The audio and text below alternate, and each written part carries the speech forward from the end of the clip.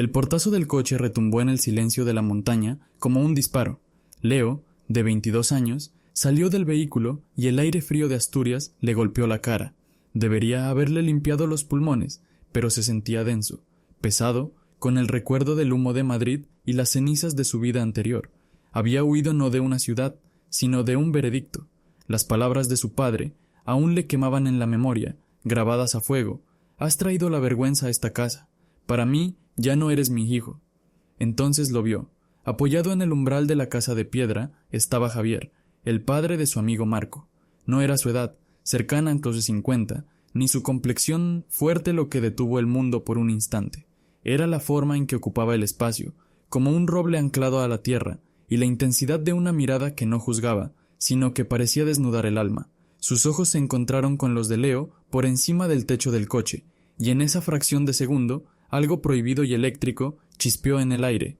Leo comprendió de golpe que no había llegado a un refugio, había llegado al epicentro del terremoto. «Ya era hora», dijo Marco, rompiendo la tensión con una sonrisa que no llegaba a sus ojos. Bajó del coche y estiró las piernas. «Mi padre debe de estar por ahí detrás, seguro que arreglando algo que no está roto». Leo lo siguió, el corazón latiéndole con una fuerza desbocada. El silencio era casi tangible, solo roto por el murmullo lejano de un arroyo y el crujir de la grava bajo sus pies. Javier se acercó, limpiándose las manos con un trapo. Caminaba con una seguridad que imponía, cada paso firme y deliberado. «Vaya, los desaparecidos», dijo su voz, grave y cálida, una extraña mezcla que a Leo le erizó la piel. Le tendió la mano. «Soy Javier». «Leo», respondió, ofreciendo la suya. El apretón de Javier fue firme, casi demasiado, y sus ojos no se apartaron de los suyos ni un instante. Leo sintió un nudo en el estómago, un calor que no podía explicar. «Llamadme cuando tengáis las mochilas dentro», dijo Marco, ya a medio camino de la puerta, ajeno a la corriente que acababa de pasar entre los otros dos. La cena fue una prueba de resistencia. El aroma del pollo asado llenaba el comedor, pero Leo apenas podía tragar. Se sentaron alrededor de una mesa sencilla, y Javier servía porciones generosas con movimientos precisos, como si cada gesto tuviera un propósito. Marco devoraba su comida mientras hablaba sin parar de sus planes para pescar en el lago, de un proyecto en el trabajo, de anécdotas insustanciales de la ciudad. Su voz era un ruido de fondo, un intento desesperado por llenar un silencio que se hacía cada vez más denso. Leo, en cambio, estaba atrapado. Cada vez que levantaba la vista, los ojos de Javier estaban ahí, esperándole. No era una mirada inquisitiva ni lasciva. Era algo más profundo, una curiosidad tranquila que lo desarmaba, que le hacía sentir que aquel hombre podía ver las grietas que tanto se esforzaba por ocultar. «¿Y tú, Leo? ¿Qué te trae por aquí?», preguntó Javier de repente, cortando un trozo de pan. Su tono era casual, pero la pregunta aterrizó en medio de la mesa como una piedra. Marco se calló al instante, mirando a su amigo. Leo forzó una sonrisa. «Solo necesitaba un descanso de Madrid, cambiar de aires». Javier asintió lentamente, sin apartar la mirada. «A veces, un lugar como este no te cambia los aires, te obliga a enfrentarte a ellos». Leo tragó saliva. Sintió que las palabras de Javier escondían algo más, un significado que flotaba justo debajo de la superficie. Volvió a bajar la vista a su plato, sintiendo el peso de esa verdad. No había ido a descansar, había ido a desaparecer. Más tarde, después de que Marco se excusara para hacer una llamada, Leo se encontró solo con Javier frente al crepitar del fuego en la chimenea. El silencio que se instaló entre ellos ya no era tenso, sino vibrante, cargado de palabras no dichas. Javier se levantó y se acercó a un pequeño mueble bar, del que sacó una botella de orujo y 2 vasos. No preguntó, sirvió 2 tragos y le tendió uno. Sus dedos se rozaron por un instante, un contacto breve que envió un escalofrío por la espalda de Leo. «Por la buena compañía», dijo Javier, alzando su vaso. Leo lo imitó, sus manos temblando ligeramente. «Por la buena compañía», repitió, tomando un sorbo. El licor le quemó la garganta, pero no tanto como la forma en que Javier lo observaba. «Este silencio», comenzó Javier, su voz más suave ahora, «o te cura o te rompe». Leo parpadeó, desconcertado por la honestidad brutal. «No estoy seguro de cuál de las dos necesito», admitió, las palabras saliendo antes de que pudiera detenerlas. Javier lo miró, y bajo la luz danzante del fuego, sus ojos parecieron comprenderlo todo: la huida, el dolor, la vergüenza que Leo cargaba como una segunda piel. «¿Huyes de algo, Leo?», dijo. No fue una pregunta, sino una afirmación, una verdad que dejó a Leo sin defensas. Intentó formular una negativa, una mentira piadosa, pero las palabras se atascaron en su garganta, ahogadas por el recuerdo del portazo de su casa en Madrid. Al ver su lucha, Javier no insistió, dejó que el silencio volviera a crecer, pero esta vez era un silencio cómplice. Se inclinó un poco hacia adelante, sus ojos fijos en los de Leo, y dijo algo que lo cambió todo. «No tienes que decírmelo», murmuró, su voz apenas un susurro, por encima del crepitar de la leña. «Yo conozco esa mirada, la vi en el espejo durante muchos años». La mañana siguiente trajo consigo una calma tensa. El cielo, sobre los picos de Euroban, estaba cubierto por un manto gris y pesado, y el aire olía a lluvia inminente. Marco anunció después del desayuno que bajaría al pueblo a por un par de cosas que había olvidado. Su tono era forzadamente alegre, como si intentara tejer una normalidad que ya se había desgarrado.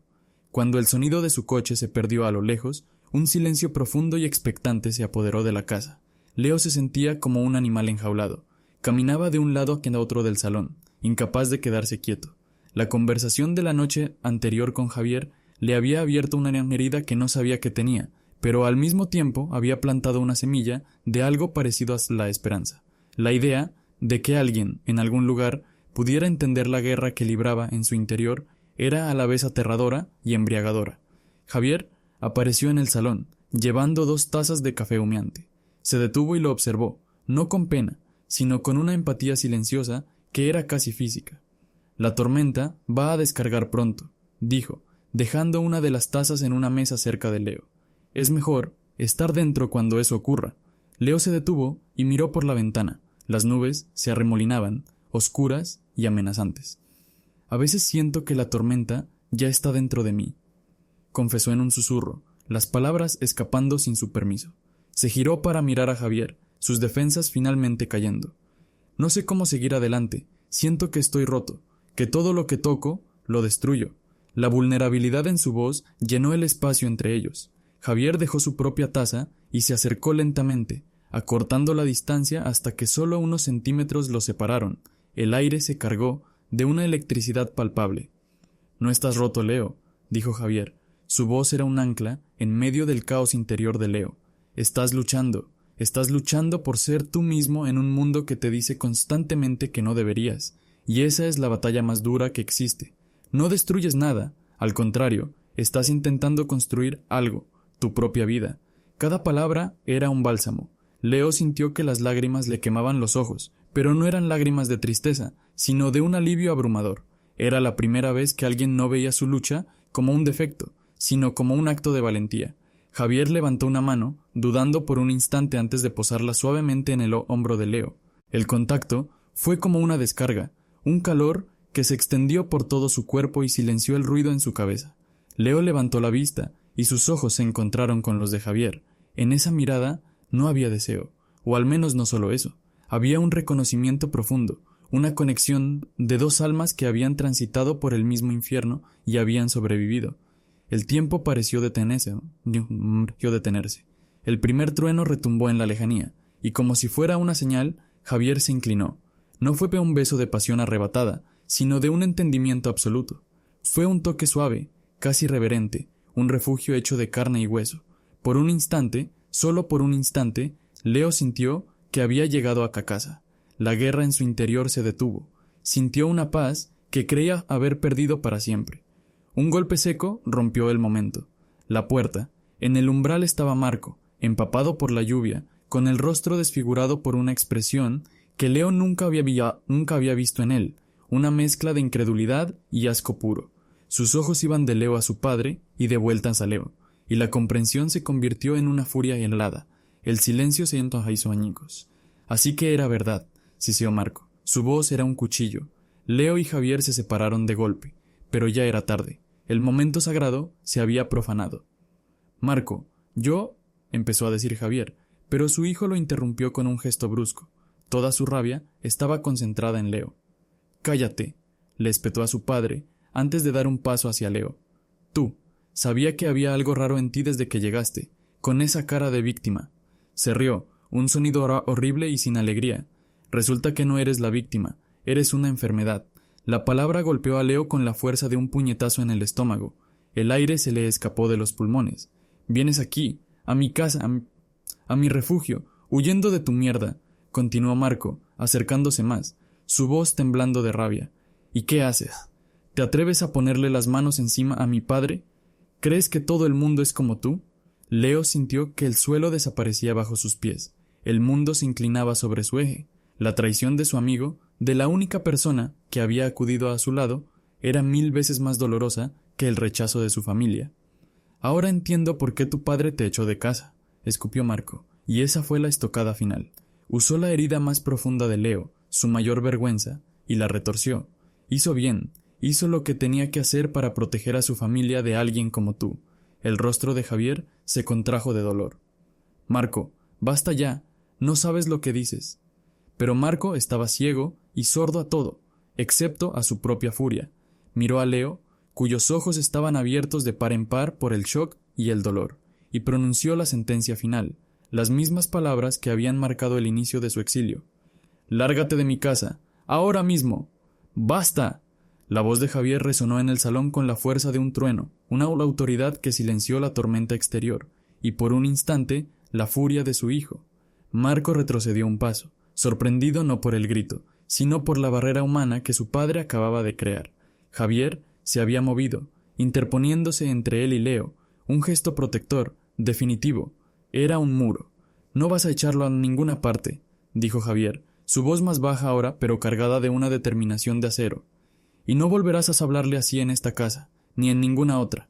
Marco lo miró con una incredulidad que rápidamente se transformó en una sensación de traición. «¿Le estás defendiendo? ¿A él, después de lo que acabas de ver?». Sus manos se cerraron en puños a sus costados. «Abre los ojos, papá, ¿no ves lo que es? Ha venido aquí a manipularte, a aprovecharse de ti». Leo, paralizado junto a la chimenea, sentía cada palabra como un golpe físico. La acusación de ser un manipulador, un depredador, era casi peor que la de ser una enfermedad. Quería desaparecer, disolverse en las sombras, pero estaba anclado al suelo, por el peso de la vergüenza y por la figura de Javier, que no se movía. «El único que no ve con claridad aquí eres tú, Marco», replicó Javier con una calma escalofriante. Su mirada no era de ira, sino de una profunda y amarga decepción. No estás viendo a una persona, estás viendo un prejuicio, un miedo que ni siquiera es tuyo, que has absorbido del mundo exterior. «No es miedo, es asco», gritó Marco, perdiendo el control. «Y es mi padre. Tengo derecho a sentir asco, si alguien como él te pone las manos encima». Javier inspiró hondo, como si reuniera fuerzas para sumergirse en aguas heladas. Cuando habló, su voz era la de un hombre que se despoja de una armadura que ha llevado toda una vida. «No le estoy defendiendo a él, Marco». Se giró ligeramente, lo justo para que su hijo pudiera ver el dolor grabado en su rostro.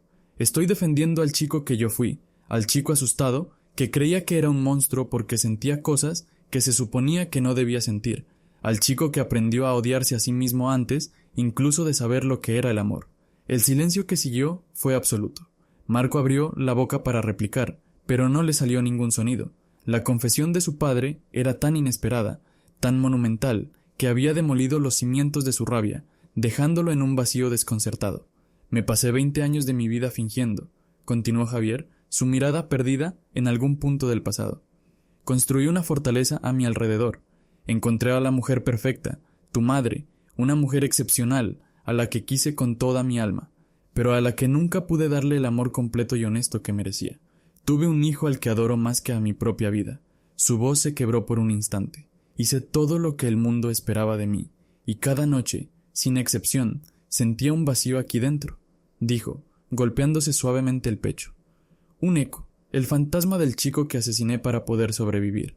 Leo escuchaba, inmóvil, sintiendo que la historia de Javier se entrelazaba con la suya. El dolor que había creído único, su vergüenza privada, de repente tenía un reflejo en aquel hombre fuerte y sólido que ahora se mostraba tan frágil. Dejó de sentirse como una anomalía y, por primera vez, se sintió parte de una historia más grande y más triste. Javier volvió a mirar a su hijo y en sus ojos había una súplica. «El infierno del que Leo está huyendo. Yo conozco cada uno de sus círculos. Conozco el miedo a que te descubran, la soledad de no poder compartir quién eres, el dolor de que tu propia familia te vea como un error. Se detuvo, dejando que las palabras pesaran en el aire.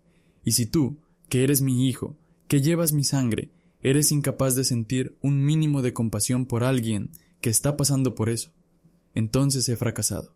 He fracasado estrepitosamente en enseñarte lo único que de verdad importa. La furia de Marco se había extinguido, reemplazada por una confusión que le retorcía las facciones. Su mundo, sus certezas, acababan de saltar por los aires. Su padre, su héroe, el pilar de su vida, no era quien él creía. Entonces, susurró Marco, su voz apenas audible. ¿Todo ha sido una mentira? ¿Tu mamá? ¿Toda nuestra vida? El foco de su dolor se había desplazado. Ya no se trataba de Leo, se trataba de él, de la traición que sentía, de la idea de que su propia identidad familiar estaba construida sobre un engaño. No fue una mentira, fue una supervivencia, corrigió Javier con suavidad. Pero se acabó, he terminado de sobrevivir, quiero vivir lo que me quede de vida. Marco negó con la cabeza, retrocediendo hacia la puerta como si el aire del salón se hubiera vuelto irrespirable. Su rostro ya no mostraba rabia, sino el desconcierto de un niño perdido. Miró a Javier, luego a Leo, y en su mirada había una nueva distancia, un abismo que acababa de abrirse entre ellos. «No te conozco», dijo finalmente, sus palabras frías y afiladas como el cristal roto. «No sé quién eres», y sin decir más, se dio la vuelta y salió, cerrando la puerta tras de sí. El sonido del portazo dejó un eco que no era de furia, sino de una ruptura definitiva. Los había dejado solos en medio de los escombros de su revelación, con la tormenta arreciando fuera y una nueva e incierta tempestad a punto de desatarse. El portazo de Marco dejó un eco que se adhirió a las paredes, un sonido que no se desvanecía. El silencio que lo siguió fue peor que los gritos. No era un silencio de paz, sino el vacío que queda tras una explosión, cuando el aire todavía huele a pólvora y los oídos pitan. Leo seguía de pie junto a la chimenea, sintiendo el calor del fuego en su espalda y un frío glacial en el pecho. No se atrevía a moverse, ni siquiera a respirar, por miedo a que el más mínimo movimiento pudiera derrumbar lo que quedaba de aquel frágil instante. Javier se quedó mirando la puerta cerrada, su silueta recortada contra la luz gris de la tormenta. Sus hombros, que siempre habían parecido capaces de sostener el mundo, estaban ligeramente encorvados. Cuando finalmente se giró, su rostro era una máscara de dolor contenido. Intentó decir algo, abrir la boca para ofrecer una disculpa o una explicación, pero las palabras no salieron. ¿Qué podía decir? La verdad había sido liberada y había resultado ser un arma. «Yo...» empezó a decir Leo, su voz un hilo. «Lo siento, no deberías haber venido. Yo he causado todo esto». «No», lo interrumpió Javier, su voz ronca. «Tú no has causado nada, Leo. Has sido tú el catalizador, quizás. Pero la explosión era inevitable. La pólvora llevaba ahí demasiado tiempo». A pesar de sus palabras, la culpa se aferró a Leo como una hiedra venenosa, asfixiándolo. El patrón se repetía con una crueldad matemática. Él existía, y esa existencia rompía familias. Primero la suya, ahora esta. Se sentía como una plaga, una fuerza destructiva que dejaba un rastro de desolación a su paso. La memoria del rostro de su madre, llorando en silencio, mientras su padre lo echaba de casa, se superpuso a la imagen de Marco, con el rostro desfigurado por la rabia. Eran dos caras de la misma moneda de rechazo. El tiempo se detuvo en esa atmósfera irrespirable, suspendido entre el pasado y un futuro incierto. Podrían haber pasado minutos u horas. Entonces, un sonido rompió el hechizo, un sonido mundano, casi obsceno en su normalidad, el timbre de un teléfono. El móvil de Javier vibraba sobre una mesita de madera. Él lo miró como si fuera una serpiente. Lentamente, como un hombre que camina hacia el cadalso, lo cogió. En la pantalla brillaba un nombre que hizo que una sombra aún más oscura cruzara su rostro. «Tengo que cogerlo», dijo, más para sí mismo que para Leo. Se alejó unos pasos, dándole la espalda a Leo, un gesto que pretendía ser de cortesía, pero que solo sirvió para aumentar la tensión. Leo no podía oír la voz al otro lado de la línea, pero no lo necesitaba. Lo veía todo en la espalda de Javier. Vio cómo sus músculos se tensaban, cómo su columna, antes tan recta, se curvaba bajo un peso invisible. Vio cómo la mano que no sostenía el teléfono se cerraba en un puño tan apretado que los nudillos se pusieron blancos. La conversación fue corta.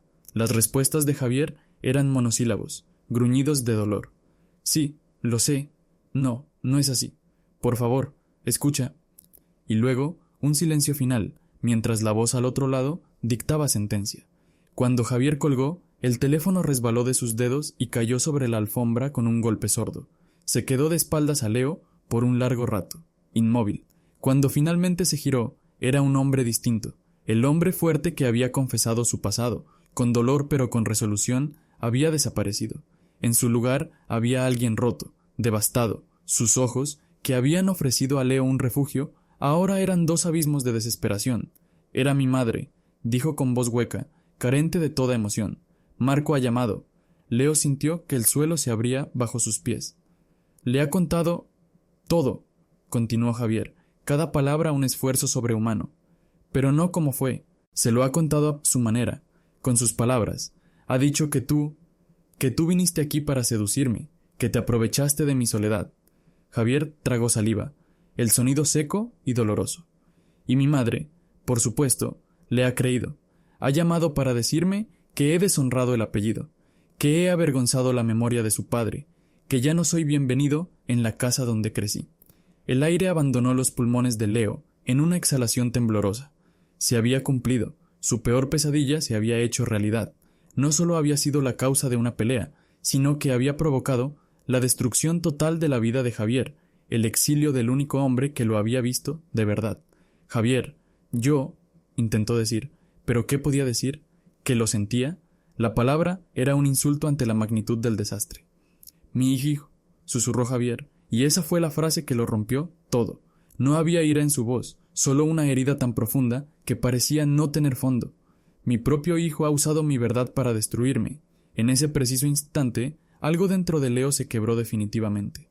El dolor, la culpa, la vergüenza, todo se convirtió en un impulso único y arrollador. Huir.